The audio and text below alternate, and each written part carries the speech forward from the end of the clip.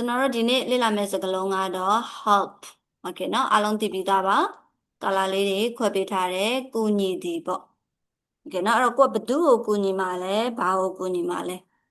ကိုကူညီမဲ့သူကိုကူညီမဲ့အရာကိုနောက်ကနေတန်းထည့်လို့ရတယ် help somebody something okay now let me help you ကျွန်တော်မင်းကိုကူညီပြစေ Biase เนาะနောက်တစ်ခုငါမင်းရဲ့အင်္စာတွေကိုကိုလုပ်ပေးမယ် I will help I will help you do your homework your homework. okay နော်အဲ့တော့နောက်ထပ်ပုံစံလေးတစ်ခုကဘာလဲဆိုရင် help somebody something with something အဲ့ဒီအရာနဲ့ကူညီတာပေါ့နော်အဲ့လူအဲ့ဒီအရာကိုနောက်ထပ်အရာတစ်ခုခုနဲ့ကူညီတာဥပမာပတ်စံနဲ့ကူညီတယ်ပေါ့သူတို့ကကျွန်တော်ကိုငွေနဲ့ကူညီပေးပါတယ် they help me He with money and you know they help me with money with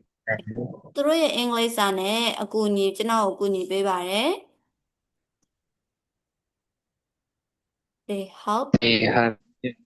me with with their English English. ဟုတ်ကဲ့နော်နောက်ထပ်ပုံစံတစ်ခုကကြတော့အပေါ်မှာတော့ပြောလိုက်တယ်သူက help somebody something to do ပေါ့အဲ့ဒီအရာကိုလုပ်ဖို့ကူညီတာပေါ့နော် help somebody something to ထည့်လဲရတယ်မထည့်လဲရတယ်အဲ့ဒီအရာကိုလုပ်ဖို့ကူညီတာပေါ့โอเคနော်မင်းအင်္ဂလိပ်စကားပြောဖို့ငါကူညီပေးချင်ပါတယ် I want to help you Help me to ထည့်လဲရတယ်မထည့်လဲရတယ် speak English ခုနောက်ပိုင်းက to သိပ်မ English. သုံးတော့ဘူးနော်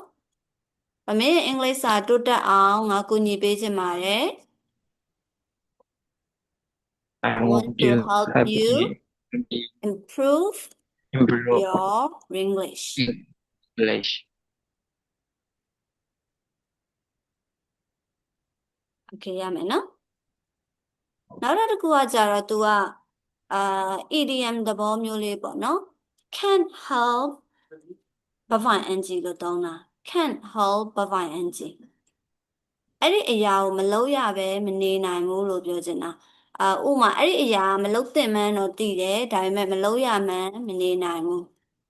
ဥမာကိုယ်ရဲ့တငယ်ချင်းကကိုယ့်ရှေ့မှာမောက်ရက်လဲသွားတယ်ပေါ့နော်ဒါမရည်သင့်ဘူးလေဟုတ်တယ်မလားချော်လဲနေပါလေဆိုမရည်ပဲမနေနိုင်ဘူး I can't help laughing မရည်ပဲမနေနိုင်ဘူးမရည်ပဲကိုမနေနိုင်ဘူးโอเคနော်သူချော်လဲသွားကိုတငယ်ချင်းဆိုတော့ခါကြပါပေါ့နော်ခုခုကိုမလုပ်ရမနေနိုင်ဘူးဆိုရင် can't help ဘာဖိုင် ng နဲ့နေသုံးပါတယ်သူဖုန်းမသုံးရပဲကိုမနေနိုင်ဘူး he can't help He can help using use it his for phone okay ဒါတော့ passive ပုံစံနဲ့ရေးမယ်ပေါ့နော် be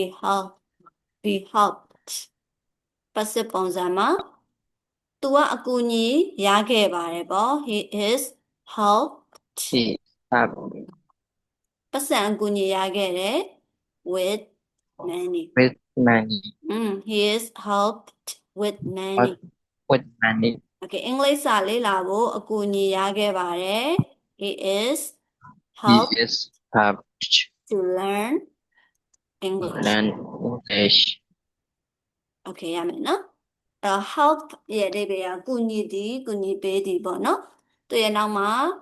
ကူညီမဲ့တစ်စုံတစ်ခုတစ်စုံတစ်ယောက်တန်းလိုက်လို့ရတယ်တစ်ခုခုနဲ့ကူညီမယ်ဆိုရင်ကူညီမဲ့အရာကို with နဲ့ထည့်ပြီးတော့သုံးမယ် okay နော်အဲ့ဒီတစ်စုံတစ်ခုတစ်စုံတစ်ယောက်ကတစ်ခုခုလုပ်ဖို့အတွက်ကူညီပေးမယ်နောက်တဲ့ပုံစံလေးကတော့ can help ဘဖိုင် ng ပေါ့နော်မလုပ်ရမနေနိုင်ဘူး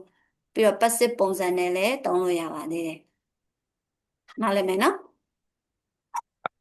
Okay, thank you ပါ